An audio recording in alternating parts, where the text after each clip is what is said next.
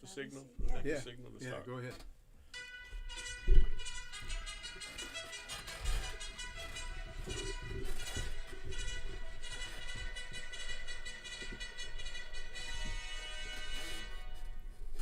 Good morning. I'm Dr. Sunanda Samatar Corrado, co-hosting the John Telford Detroit Show with Dr. John Telford, coming to you live at 10 o'clock every Thursday morning on Wjzz Cool TV, streaming on Facebook, YouTube, and Twitter.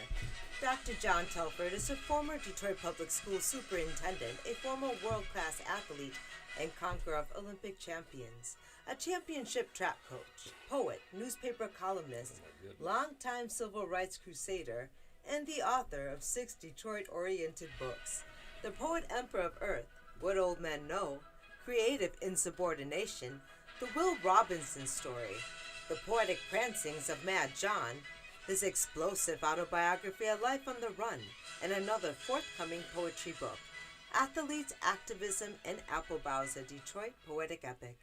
He also has a show on WCHB AM 1340, Detroit's gospel station, Saturday mornings at 9:30 and Monday evenings at 6:30. That's Saturday mornings at 9:30 and Monday evenings at 6:30. His books are available at Barnes & Noble, Amazon.com, or just by calling the good doctor at 313-460-8272. That's 313-460-8272. Dr. John Telford has been called a legend and a lightning rod for controversy. He has received the Detroit City Council's Spirit of Detroit Award and Joe Lewis's Foundation Spirit of the Champ Award. He was named Wayne State University's Alumnus of the Year in 2001, and a Detroit track was named for him. His website is www.alifeontherun.com, and his email address is drjohntelfordedd@aol.com. That's drjohntelfordedd@aol.com. Now, without further ado, I present to you that crusading old native Detroiter, Dr. John Telford. Thank you, Dr. Sunanda Corrado, that PhD from Columbia University, who is an anthropologist by training. Dr. Corrado has been teaching at Wayne County Community College for this past 10 years. And look at her, she looks like she's 17 years old, so how the heck can that be? Oh, heck You no. know, but she's been teaching there for a decade, and she's currently a researcher for the Detroit Equity Action Lab, which is an interesting operation that's housed in the Wayne State University Law School. And she's also founder of Education by Design. And we're going to be doing a show regarding parochiaid at the Detroit Yacht Club on the 9th of December. And I'm going to be talking more about that as some of these programs progress. But today we have in the studio Tim Moore, whom I'm going to be talking a little bit more about after I do a couple of announcements. But also, you know, this is supposed to be a poetry show. And I never do any poetry on this show. I'm always doing political stuff, you know. But here's a poem. My name is Detroit. My name is Detroit. That's one of the poems I have in Poetic Prancings of Mad John, the lifelong Poetic Prancings of Mad John, which is my first poetry book. Is that Barnes & Noble? Or that Amazon? This one is Detroit Inc. Okay. Tim Moore did this, Detroit Inc. Publishing. Oh, wow.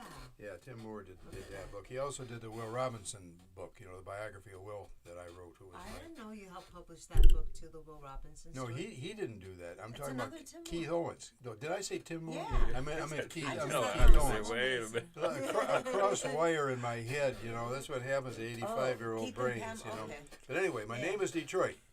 I'm a blue-collar town. Blue salt melts my mid-March snow. Speedy cars and sprinters spring from me. I father fierce fighters and funky music. In a Motown moment, I can spit the blues right back in a bureaucrat's eye. Have you never seen blue salt? No complex chemistry here. only the old color of a new sky. And we have a new sky dawning over Detroit today. There are a few clouds in the sky, but there are also some rays of light too. And one of the rays of light is the fact that we have Tim Moore in the studio today. We've got Tim Moore here in the studio. Tim Moore, this guy who ran half mile under 2 minutes for Southeastern High way back in the old days in the early 1960s when I was coaching George Wesson and Bill King and Johnny Sadler and all those great runners. I mean, you know, we had some horses there. Yes, and you remember this group here, you know, the Detroit Track Old Timers. Absolutely. You know, I don't know if anybody can see my shirt today, but I still wear that shirt. And also, I promised one of my quarter milers. He was my best quarter miler in 1961. That was the Reverend Arkles C. Brooks, the Reverend Arkles C. Brooks Jr. Arkles has just lost his mother. His mother was 96 years old, and that was Mrs. Ruth Evelyn Brooks. She was the widow of Arkles C. Brooks Sr., who for many years was the pastor of Gospel Chapel of Detroit over there on Harper Avenue. And the funeral for Mrs. Brooks is going to be this coming Saturday, the 13th of November, which incidentally happens also to be my second wife Gina's 60th birthday. So happy birthday, Gina. Happy birthday two days in advance. Mrs. Ruth Evelyn Brooks raised a fine family. All of them attended Southeastern High School, and they're all very accomplished offspring. Arkles himself, the Reverend Arkles C. Brooks Jr., has also and is also the pastor at Gospel Chapel of Detroit, and that's over on Harper Avenue. It's a little bit west of Whittier, and it's going to be at 11 o'clock this morning, the funeral for Mrs. Brooks. You know, Arkles Brooks, not only was he my best quarter miler in the year 1961, he was also a good football player. He went to Southern Illinois, he ran there at Southern Illinois University. And he also worked with me at Wolverine Human Services and at the Academy of Detroit. So he and I have been associated in one way or another for the past 60-some years, and he has always been a close and loyal friend.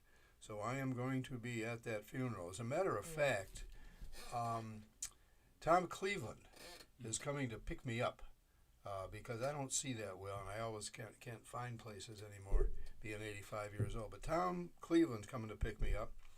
And Reggie Bradford, one of my great quarter milers at Pershing High School, is going to come over to the River House and be sitting in the lobby, and he's going to ride with us to the passing of the funeral of Mrs.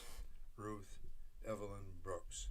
So, a great lady, Mrs. Ruth Evelyn Brooks, R.I.P., rest in peace, raised a tremendous family over at Southeastern High School. And I'm sure that church is going to be packed. Okay, you know, a couple other things I'm going to say, and I'll probably be intermittently saying some other things as we go through the interview, Tim. This past Thursday, November the 4th, I think it was, we had Gloria Cunningham on. In your place. You couldn't make it, you know, your son had the cold or something. You know, he tried to be sick today again. He did? Oh, every week now. 9 years old. You know, that kid's going to own the world, though, one of these days. He wears a coat. That's Yuri. He's a really bright kid. But we had Gloria Cunningham on here last Thursday. She did an amazing job. She did. I learned a lot watching her. That was the second interview of Anthony Adams. Yeah. It was the second interview that we did of Anthony. The first one was, you know, to try to get him elected mayor, and the second one was a recap of the election. And you know, Larry Hightower, the coordinator of the EMG, the email group, very influential think tank, the EMG. Larry Hightower said that interview, and he actually said that on his EMG and sent it to all of the folks in the EMG. He said that the second interview of Anthony Adams was probably, if not the most important interview he'd ever witnessed, certainly one of them.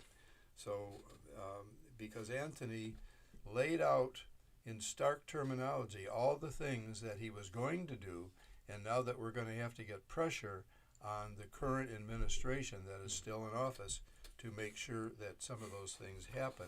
And you may have some ideas, Tim, about what some of those things should be too, because you have a finger on the pulse of Detroit. Absolutely. Better than most people. So, anyway, without further ado, and I'll be doing some other commentary that is possibly relevant to what we're talking about. Welcome to the John Telford Detroit Show, co-hosted by Dr. Sunanda Corrado, PhD from Columbia University. Welcome, my brother.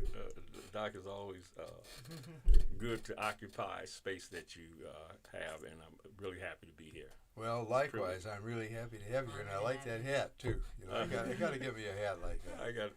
Keeps my head warm. Yeah, this time of year. I got my my hat is my old boxing hat. Now, before we ask you about your platform per se, because there's a lot that you're doing with your platform and for Black media, especially in Detroit, do you have a couple ideas or thoughts or reflections about the recent elections? Because I know you've polled a lot of people, and you really try to kind of figure out what people in the city are thinking. Where do you think citizens are at after this election? Well, one of the things that I really got out of the past election for mayor and city council is that Detroit is highly uninformed about the issues, and I got that from an exit poll that we did after the primary. They didn't get relevant information as to what the issues were about, especially the Charter Commission, because we had the contract to videotape the Charter Commission. So we were there every 2 or 3 times a month for a year and a half. So we saw what was going on, and the images that they had in the media was like totally inaccurate. Well, that was very deliberate. That was very deliberate. Absolutely. I mean, channels 2, 4, 7, the Detroit News, the Detroit Free Press, systematically kept Anthony Adams from having a platform almost to the very end. Even the Michigan Chronicle, which, when I think about the Chronicle, how far it's gone to the right, the Republicans. Yeah. I mean, I got fired from writing for them just for criticizing I Trump. remember that well. I was criticizing Trump, and I got fired. Hiram Jackson, I believe, is the publisher, who is a Republican. I mean, the old guys would be very, very unhappy with the direction that the Chronicle is taking. Go ahead. Because my understanding is that you were actually commissioned to document the procedures of the Charter Commission and to make that available to the public. I never, when I went to the Charter Commission public meetings, I never saw Channel 2, 4, or 7 there. Listen, in the year and a half that we were there, we didn't see any of the so-called mainstream media. As a matter of fact, I think the only media that we saw there was public radio. Yeah. But when the public radio guy got to the meeting and he saw Horace, Horace. Horace Sheffield? No, Horace, our technician. Oh, that Horace, our Horace. Okay? Our Horace, okay. And he saw these black folks on the camera. Yeah. All of a sudden, we became the story. Isn't that interesting? Who do you know? How did you get this contract? The Urban Information Network. Yeah, we you gave me one of those certificates too. I've got it displayed. But I'm saying he came to cover the Charter Commission, but when he saw these black folks doing the business, we became the story, and he just forgot about what the Charter Commission asked me these dumb questions. I said, listen, talk to him. But no, they weren't there. They were not there. So, but that was a valuable learning experience, and I will say this, that the contract, the city of Detroit originally had the contract. They did it in-house, but for some reason they wanted to do everything downtown, and the people wanted to keep it in the community. So when the citizen told them to put a bid out, they told them that nobody could do this. Really? And yeah, they told them nobody could do that. But anyway, it was the citizens that told us about the contract. It wasn't any of the politicians. It wasn't any of the leaders in Detroit. It was the citizens that told us about the contract. We bid on it, and we got it. That is amazing. And we got a commercial coming right now. And you're watching the John Telford Detroit, coming to you live, streaming on Facebook, YouTube, Twitch, and Twitter, and other top social media platforms. Please like, follow, share, comment, and subscribe. And thank you for watching Wjzz Cool TV, the coolest station in the world. Thank you, Dr. Sunanda Corrado, for that commercial. Tim Moore, the CEO of the Detroit Internet Television. Wayne State University, right? IPN? Hmm? Wait, is it WSU IPN or something like that? No, How does it go? we're actually Detroit IPTV is the Detroit affiliate, but our parent company is Globally Regulated Services. And I'm going to talk about that on WCHB this coming Saturday, and we're going to put your logo up. Because I always put it on my Facebook page, and we're going to have that logo. But Tim, what is the UIN, the Urban Information Network, and why did you found the UIN? Well, Doc, I found out about because I started off selling telephone service. Actually cellular telephones, and one of my reps, this was about 2006, 27, but he asked me at that time, had I heard about internet TV, IPTV? I said, what is IPTV? He said, well, you can actually broadcast TV through the internet.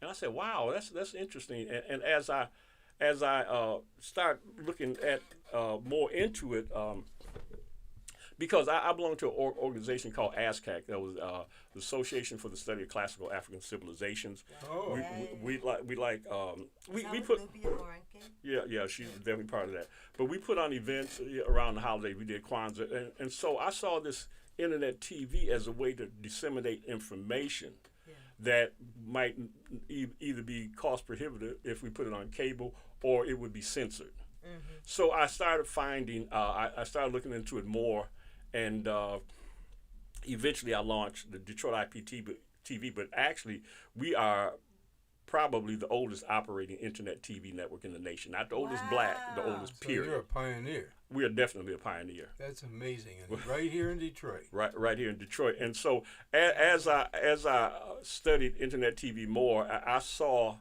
the literally trillions of dollars that would be moving from cable to the internet. Yeah. And so I got on the I guess profit side of the picture, because I saw it as a way also to generate wealth in our community. Mm-hmm. Well, you got in on the ground floor, and you do your shows, isn't that? I did a show. You had me come on a show one time over in Grand River. Yeah, that's where our studio is. You're still doing it over there? Well, actually, since COVID, really, we haven't been, we're just now getting back into the studio, but actually, when I got the contract with the city to tape the Charter Commission, 3 months later, COVID came in, and they actually cut my contract in half. So we started doing things online. We're like Zoom experts. But yeah, we're back in the studio now, but we still do things on Zoom because you can do so much. You can reach so many people. I mean, we've had people from other countries on our platform. So you got the oldest station. You're reaching people in other countries. Mm-hmm. You got the pulse on the situation. Why is the public so uninformed? Well, mainstream media dictates. Yeah. They control so much. Now, they're definitely losing that influence now because of alternative platforms like what Dr. Telford and what you guys do here. But more and more people are turning to the internet, especially young people. So it's starting to change, but it's definitely a challenge. Anytime you try to inform black folks, or really anybody, for the general public, it's always a challenge because you have moneyed interests that their vested interest is to keep people uninformed and keep people divided. Weren't you doing something in Chicago too? Well, we have Chicago IPTV, we have ATL IPTV, that's Atlanta, New York IPTV.com, WDC IPTV.com, Cincinnati, Houston, Bay Area, and SoCal. Those affiliates. I like this idea of the urban information network kind of overtaking mainstream, because mainstream kind of co-ops what people are doing on this real geographical level. We don't understand that we're in the national thralls of struggle. You know what I mean? Well, actually, you know what we do, and our goal has always been to provide a platform for the community. And so to like talk to each other too, right? Well, I mean, we're absolutely. talking beyond Detroit when we were on your. Oh, without a Yeah, doubt. As yeah. a matter of fact, I'll tell you this, Doc. I remember we were doing shows in Chicago regularly, and we broadcast the show from Chicago on Detroit IPTV. And we had this J2 Brown. He was like an education expert. And Helen Moore saw the show that we did in Chicago. She invited him to Detroit to testify in a court case. Oh wow! You know, so that's when you have and really That's people nice. say, well, why don't you put everything on one site? That's right. It's a But network. every city has its own personality and idiosyncrasy. So we have Chicago, and so that way we can share ideas, because a lot of the things that we go through here in Detroit, they're happening in other places. Mm-hmm. So No question about that. and it's a lot of things going on besides crime, but major networks tend to focus on crimes, and we're so much more than that. Yeah, well, I've tended to focus on trying to put Trump in the gas chamber, but that's Yeah, neither well. here nor there. You know, they complain a lot about me doing that on WCHB. I've got some guys from Macomb County and Oakland County, Yeah. you know. Well, Doc, I want to say this. Let me just say this though. You weren't my teacher specifically, but you were my track coach. But you were teaching at Southeastern High School. Right. And I know you saw we had some brilliant kids there. We had you got some that brilliant right. black kids there. Yes, we did. We had And Emmett so- Buckles. We had Rebecca Underwood. John Powell. John Powell was the brightest student I ever taught. And we have some folks that are actually millionaires that went to this school. And so my thing John is Powell. I just want to say something about John Powell. He is not a millionaire, not but he has headed up programs, Yes, he civil has. rights programs, human rights programs at Ohio State University, the University of Minnesota. And now he's out at University of California at Berkeley. He's got a chair out there. And he was the national legal director of the ACLU. He did some work in South Africa or Zimbabwe, I believe, too. Wow. That man is stone brilliant. Yeah, And, I'm still in touch with him. We used to meet every Thanksgiving. I don't know if we'll do that again this year, but Yeah, no, he's a brilliant guy, but I consider him a friend because I beat him in cross country. well, you were beating everybody, in the half mile. But my point is that you saw the intelligence of these kids at Southeastern. If you saw it, then the other teachers saw it. And if the teachers saw it, then the Board of Education knew about it, and the people at the state. But they always undervalued. And as a matter of fact, when they took over the state of Michigan, when the state of Michigan took over the Detroit Public Schools and destroyed Detroit Public Schools, they destroyed communities. That's what they And did. It was very deliberate. Yeah. They took the name Finney off of, they called that site East English Village now. Yeah. I was at Finney twice, back in the 60s and again in the first decade of the century.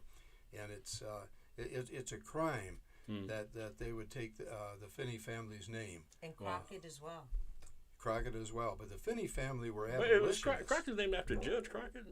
Yeah. Wow. Yeah. Yeah, wow, I don't know that's if it's impressive. Ethelene or her husband, one or the other. But the Finney family met with John Brown right here in Detroit. The martyred abolitionist John Brown. Really? Yeah, who was a Scot, by the way. And they also met with Frederick Douglass. That's Here in right. Detroit. Right. That's Oh yeah. phenomenal. Let me just point this out to you. I remember in high school, they always portrayed John Brown as a madman.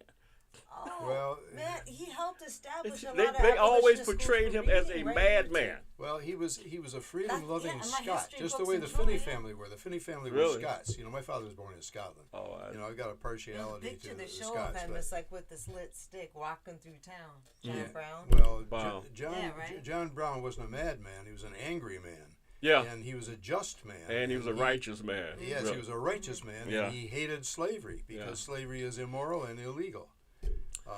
But that's part of the history that we were taught in school.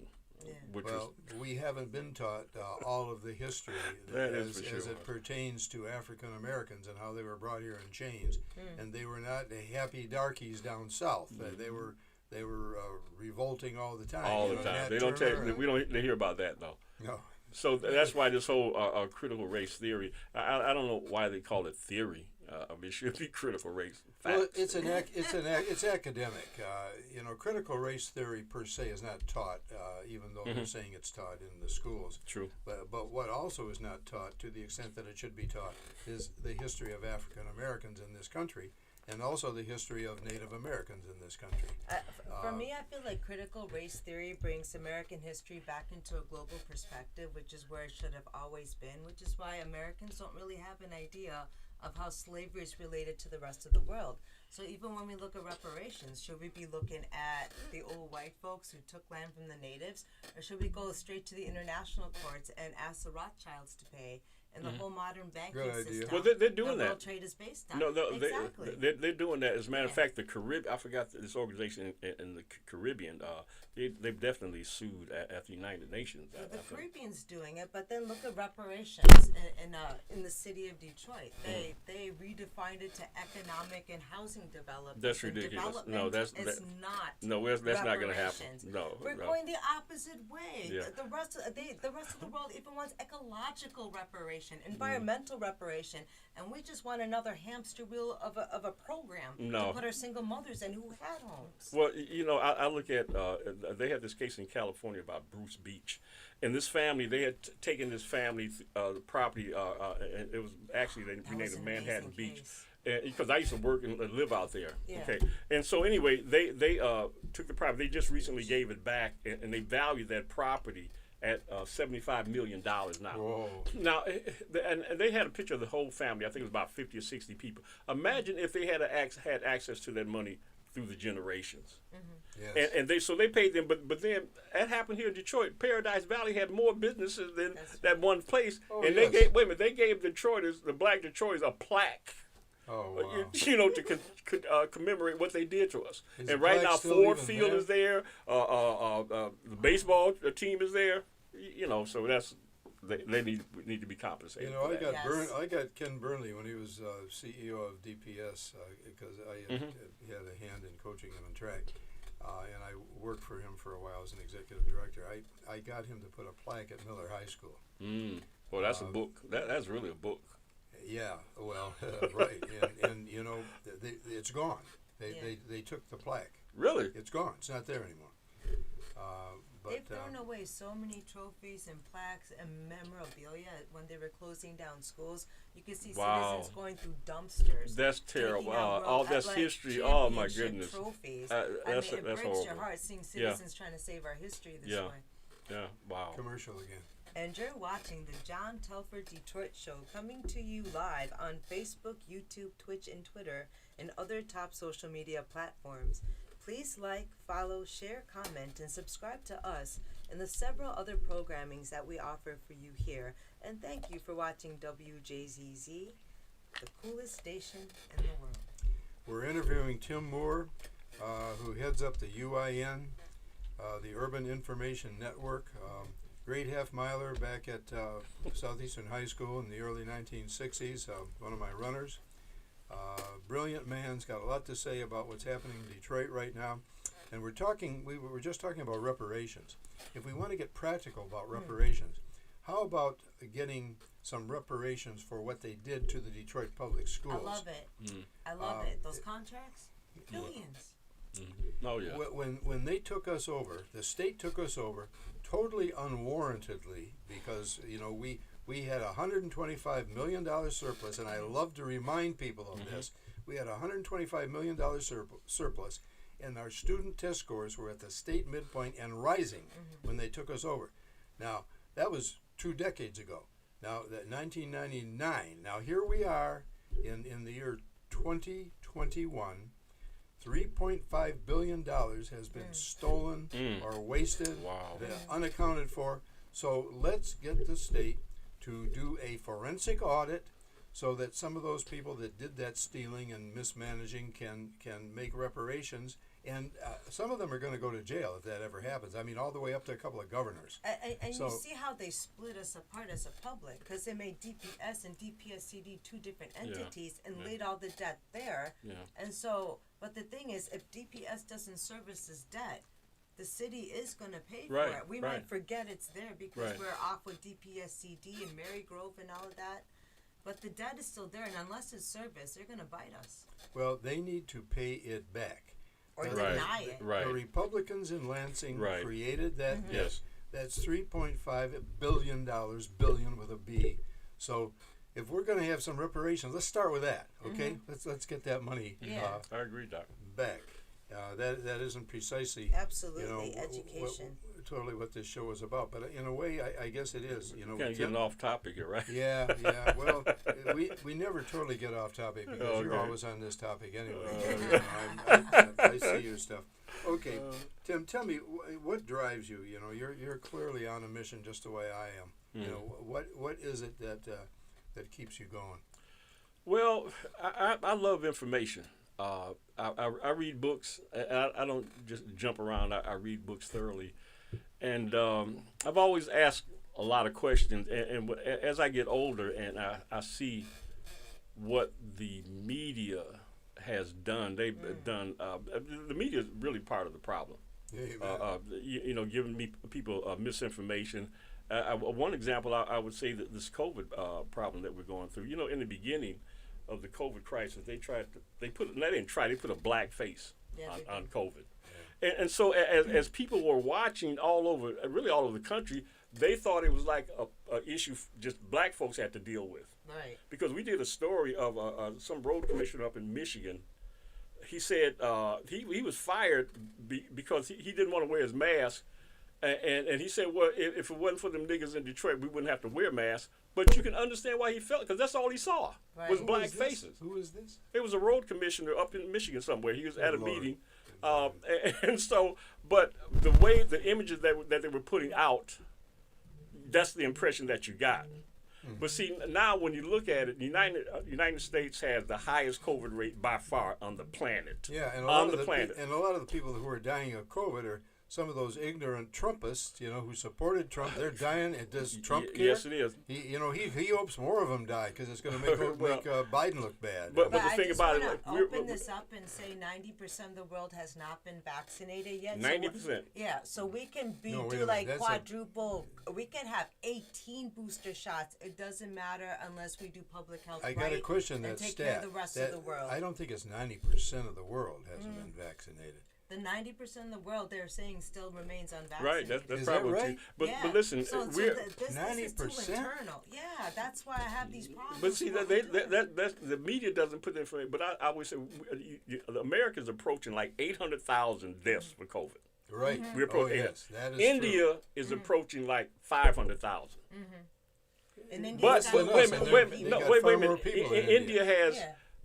have 4 times more people than America. Right. So that shows you how bad, you know, the problem here is in America, and they have to be honest, because until they're honest with the people and really tell us what's going on, Yeah. we're going to continue to lead the world. Well, we were 4 years behind with Trump anyway, because what did he call it, a hoax? You know, he said that this COVID is going to disappear, like leaves in the wind Well. tomorrow, and nobody's going to die. Well, we got almost 1 million people. Yeah, dead it's, now. So that was Americans, my yeah. mission, to inform people. So we tend to have information that so-called mainstream media doesn't have, and we sometimes we'll maybe report a story a day or two late, but we have our take on it because we have a Right. different way to interpret news. I mean, mainstream media may see it one way, we see it a different way. So that's what we do. Okay, But Tim, that drives me. Different sources for authority. Absolutely. let's talk a little bit more about why people are turning to so-called alternative information platforms, since like Detroit IPTV And the UIN. John Telford Show, by the way. Well, I mean, you're this alternative media. This one is alternative, but my WCHB show on AM 1340, that's mainstream radio. I don't know how long. Well, I interpret alternative, anything that's not ABC, NBC, CBS, and Fox. Okay? Oh, okay. That's mainstream media. Well, I'm, Yeah, I'm corporate. definitely alternative in that regard. Yes, Okay. so they're just not in reaching the people. They're not as effective as they used to be. People are doing their, especially with the internet. More people. It's so much information on the internet that they, so-called mainstream media, they don't control the narrative like That's they used right. to.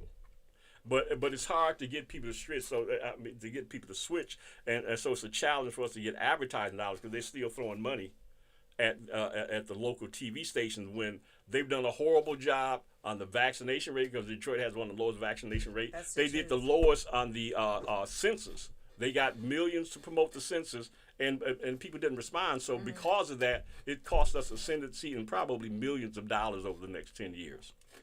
Yeah. Don't be a dummy who hesitated.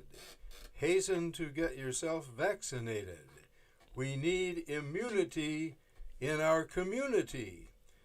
And instead we got stupidity. I mean, there are so many folks now that just don't even believe in the efficacy of vaccination. How can we turn this around? Well, but see, in the beginning, Doc, you know, they told us that you get the shot and you're good, right?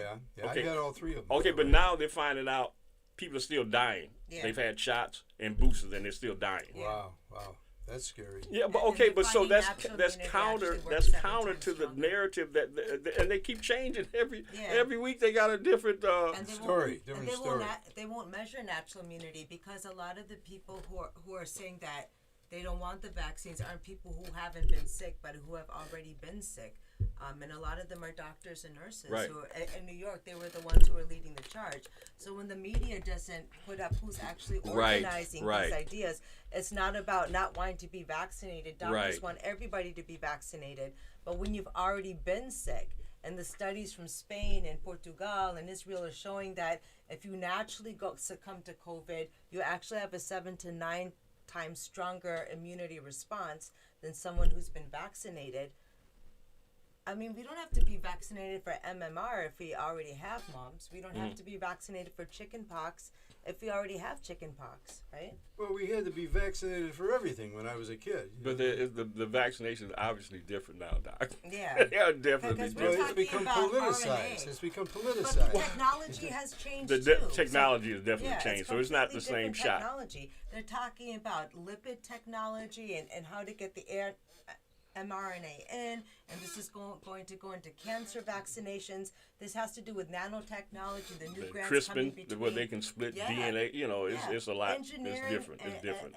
And medicine departments are really starting to galvanize things together. We're talking about a whole different in healthcare structure because the pharmaceuticals have failed us. But anyway, Tim, Now it's I was another asking you, why are people turning to alternative information? We were talking about that. Well, one, because the information they get from mainstream media is confusing. It's truly confusing.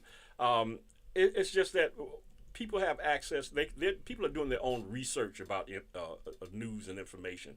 They can go in, and it's certainly the best place to get information is really in the library. But absent that, they can go online. Closed all of them but 6 now. That's in the true. Great That's true. city of Detroit. And Wayne County Community College has closed all their libraries as well. What? Yeah, and we only have one Wow. librarians. That's We only horrible. have one librarians. And so We have on one top of librarian, that, God and bless so your and so soul. you see that they're deleting information off of Absolutely. off of the internet. Yeah, and then they don't So- even show you how to access the library. Is this deliberate? I mean, are they trying to dumb Doc down is all our Doc is kids? deliberate. With all Doc is these millions deliberate, of man. dollars, It's how do you- deliberate, It's either man. deliberate or totally stupid. I can't. Well, I but can't under, It ain't money, stupid. money and greed is stupid. Money and greed is stupid, man. So, but yeah, it is deliberate man. because you can't have. I mean, because at one time the church didn't want people to read the Bible. Let me tell you what it means. Oh, right.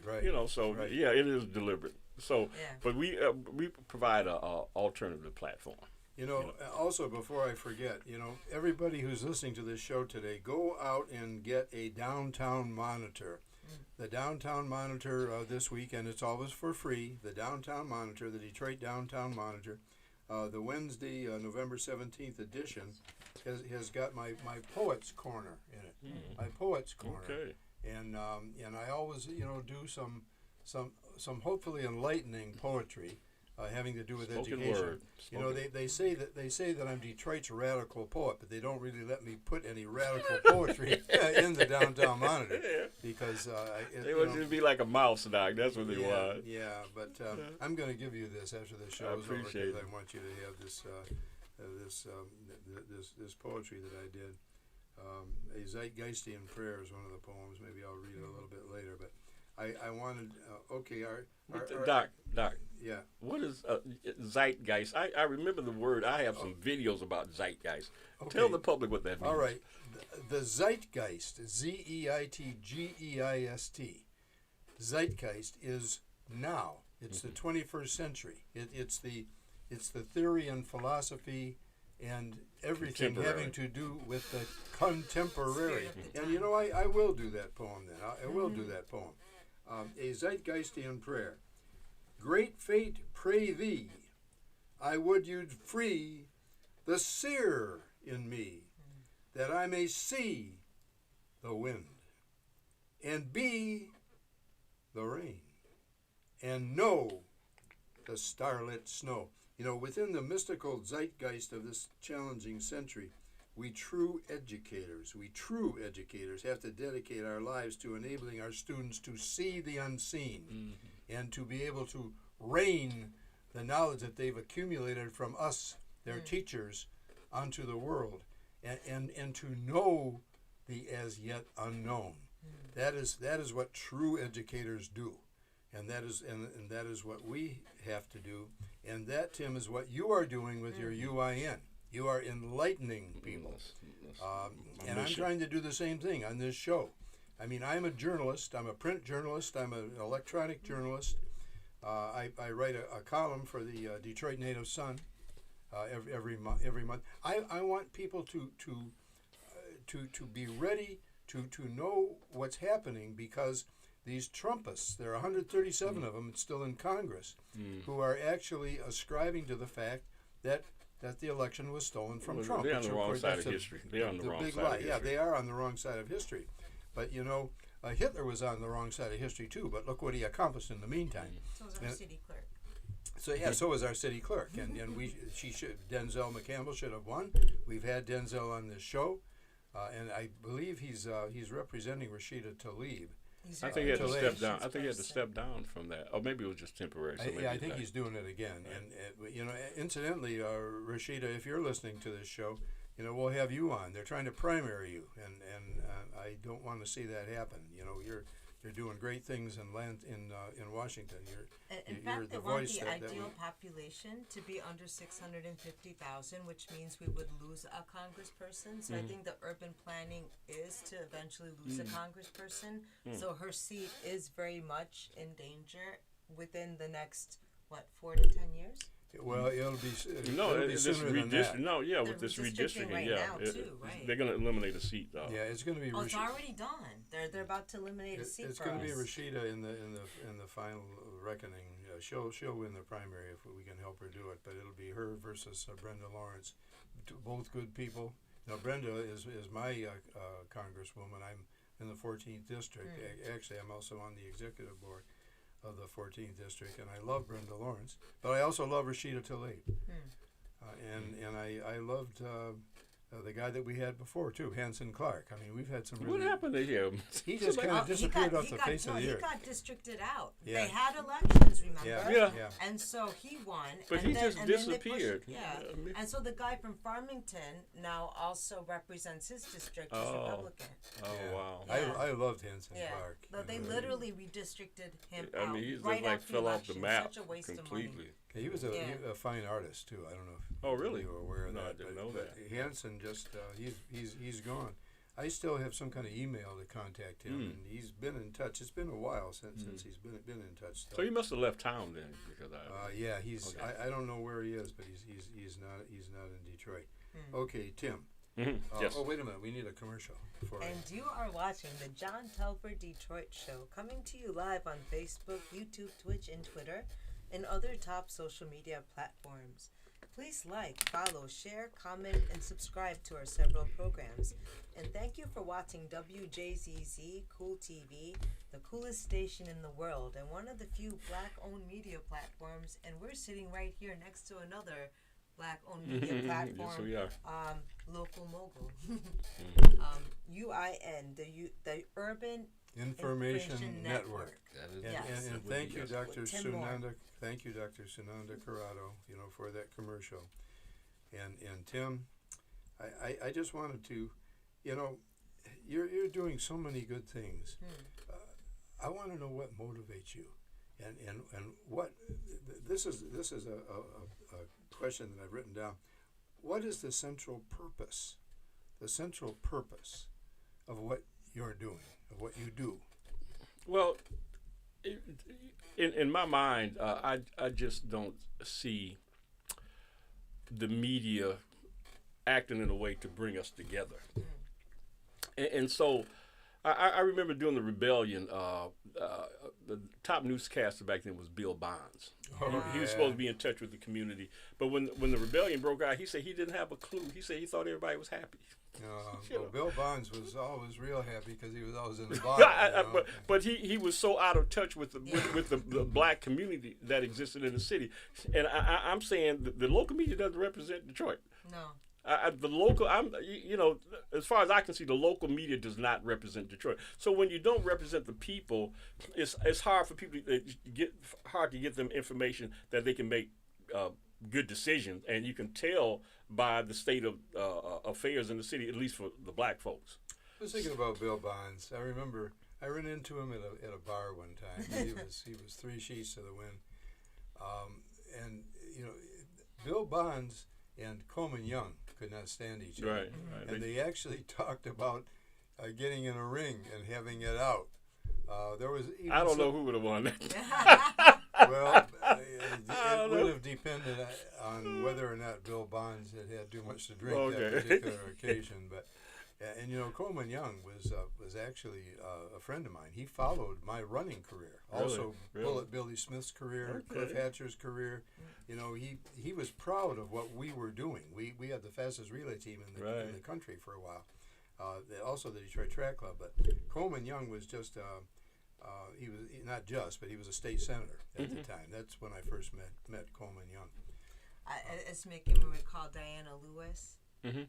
Yeah, and Doris Biscoe. Oh, wow. Oh, my God. Legend, I want to be just like them watching TV in the suburbs back then. Wow. Yeah, they were amazing. But didn't know were. anything about Detroit back then.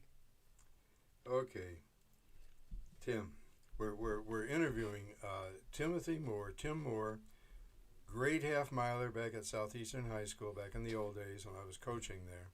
Tim, how can people support you? Tell us a little bit about how you can be contacted, how the UIN, your UIN, can be supported. Well, we have here in Detroit, we have Detroit IPTV. They can see us if they pull on their telephones or online on their smart TVs. Just type in DET, short for Detroit, DETIPTV.com. And IPTV is Internet Protocol. That means this is going over the internet. So DETIPTV.com. We have a YouTube channel, YouTube/DETIPTV. If you want to comment on anything we do, info@DETIPTV.com. And we're always looking for volunteers, neighborhood reporters for the news. Nice. And we would love to have, first of all, we need their support. And we have a subscription service because with what we do is kind of challenge getting advertisers. So we definitely need our subscription service. And you can become a subscriber at uintv.net for $9.95 a month. That would help us tremendously. Okay, so Tim, what is the next protest project that you are planning for DETIPTV to engage in? Well, we're going to have a channel for Anthony Adams. We're going to have an Anthony Adams show. We're going to be talking to Maya Jones. Oh, great. We have a show coming up tentatively called Women of Color with Dr. Sunanda, Nubia, and Elena Arada. Oh, and wow. yeah, and possibly Nicole Smalls. And we still Oh, talking to Nicole Small. Yeah, we got to have Nicole on this show. Yeah. And we had her. Remember when the guy who was superintendent of schools for a while in Detroit, the attorney who represented Lamont Satchel. Oh, he's good. He's a good guy. They did. We had him on twice. He's a actually, good guy. We'll probably bring him on again. Yeah. But yeah, Nicole Small, Elena Harada, good Lord. She was one of the school board members that appointed me superintendent of Detroit Public Schools. And she's a very bright lady. She's a thorough academic. So we're looking to have those going in the I'd say before the end of the year. And but Doc, I want to say this. You have been supportive of what we've been doing, probably more so than any individual, as far as promoting us and buying time on our network. And if it wasn't for you making the contribution that you have, more so than a whole lot of folks, we may not even be here. I just want to be honest. Well, Tim, I came up liberal. I mean, it's in my bones. I'm not talking neoliberal. I'm talking, I'm talking grassroots. I mean, my father was a human rights. Was really a civil rights fighter before there was such a word. He was a Scot. He was born in Scotland. He was a coal miner when he was 13 and a professional boxer when he was 16, which he was trying to get me to do too. But I took a dim view of that. But and my mother was a kindergarten teacher in this town, for 40 years. And I grew up on 16th Street at McGraw. And I went to Northwestern. My teammates, we had a relay team at Northwestern. I was the only white sprinter on that team. And then, where did that come from? yeah. And then incidentally, I got put out of that school. I got sent to live with my father, and he was in the Denby district. So I was on an all-white team that broke a state record. Because there wasn't a single black kid in that school. It was a real culture shock for me. But then I went down to Wayne State, hooked up with Cliff Hatcher and Bullet Billy Smith and Ralph Carter out of Northern High. Ralph Carter, I forgot about him. The great Ralph Carter. He was fantastic. Boy, not only that, he was Marine Corps quarter-mile champion. Dang. I didn't know that. Yeah, so Ralph Carter, he could have been Richard Pryor or Chris. He was so funny. Yeah, and he was a teacher. He was also incredibly militant. I mean, he was Really? militant way ahead of his time. He became a professor at Rutgers. Right. And, Wow. but he taught at Mumford for a while. Oh, he was brilliant. And Ralph was brilliant. He also could run. So we had Carter, Bullet Billy Smith, Cliff Wow. Hatcher, who had the city quarter-mile record for 20 years, and Wow. Bullet Billy had the world record in the low hurdles. So there was Ralph Carter, Bullet Billy Smith, Cliff Hatcher, the great Cliff Hatcher, my friend, 50-some years, he's my best friend. I'm godfather to his daughter. Didn't they help you find old timers? Yeah, those were the founders of the Old Timers, along with Aaron Gordon, who had been president of OSAS, Organization of School Administrators and Supervisors. He ran for Michigan, and he ran for Old Miller High. But that team at Wayne State, we also had a guy from the islands named Ralph Williams, who could run 100 yards in 9.8. So, Wow. and Jerry Catalina out of Servite High. So we had about 6 guys who could really run, only 4 places on a relay team. Right. So when we Wow. finally got to the Penn relays, the Ohio relays, the Wow. Bowling Green relays, we were beating everybody. We're beating Michigan State, because this relay team and the Detroit Track Club relay team, broke the world record for the 80-yard relay. Historians ought to delve into that, because there's not enough known about the history of black sprinters coming out of this city. Yeah. I was the only one who was white. Ralph, who was it Ralph Carr? Ralph Carr? Carter. No, Ralph Carr. Henry Carr. Henry Carr. Well, right. you want to get me talking about Henry Carr. I don't know if you remember, but they brought him over to Southeastern for me to work on. Really? And, No, I didn't know that. I gave him an extra lane, Legend. and Wow. he ran against Arcos Brooks, and Arcos was a good runner. But Henry Right. Carr, I can remember what I told the kid. I said, run to those goalposts as fast as you can. Yeah. Then run to those goalposts over there almost as fast as you can. And then come back to us as fast as you can. And his block slipped, and he ran 47.8. Wow. The fastest high school quarter mile ever run in the Midwest at the time. The first time. That's unimaginable. 47.8, man. That's unimaginable. Well, Henry Carr, I try. Oh, we're getting crazy. We'll be knocking on the door. But Henry Carr, I tried to take him with me to the Olympic trials in 1960. You know, I was at Southeastern then. I wasn't getting paid to coach. And I had qualified for the Olympic trials with a 46.7 400 meters. I was 24 years old. I was making a comeback. Henry was 17 years old, running for Northwestern High School. And he had taken a tenth of a second off of Jesse Owens' high school record. He ran 20.6. So I went down to the athletic director, Jim Stout, who'd been my football coach, and I never could stand that man. But anyway, I went down and asked him, Coach, can I take Henry with me to the Olympic trials? He said, no, 25-mile radius, he can't run as senior year if you do that, because they can't compete beyond a 25-mile radius of Detroit. I said, well, you're going to tell the Olympic champion he can't run his senior year? And he said, what have you been smoking? He's not going to run, he's not going to win the Olympics. I said, well, yes, he is. He's going to win the trials. He's going to win the games. And, you know, I had run against Livio Berruti in Italy in 1957, who later did win the Olympics in 1960, and I outran him. Well, let me tell you, I was taking straightaways with Henry Carr at Southeastern with George Wesson and all those guys. We're running 22.2, 22.1, 21.9. He's starting to drop off. Everyone's starting to drop off except him, and he was wearing sweat clothes. And I'm ranked in the 200 too. I was ranked number 9 in the 200, and who is this kid? I can't believe it. I couldn't even keep up with him. He would have won. He would have won the Olympic Games. What does he do the next year? He ties the world record for 220 yards over on the Redford High track, and there's only one other sprinter who ever did that. That was out of Cleveland East Tech. Know who that was? That was Jesse Owens. We only got like 2 minutes left. Yes. So what I was wondering, and you know, I love this stuff, but I'm still kind of a girl.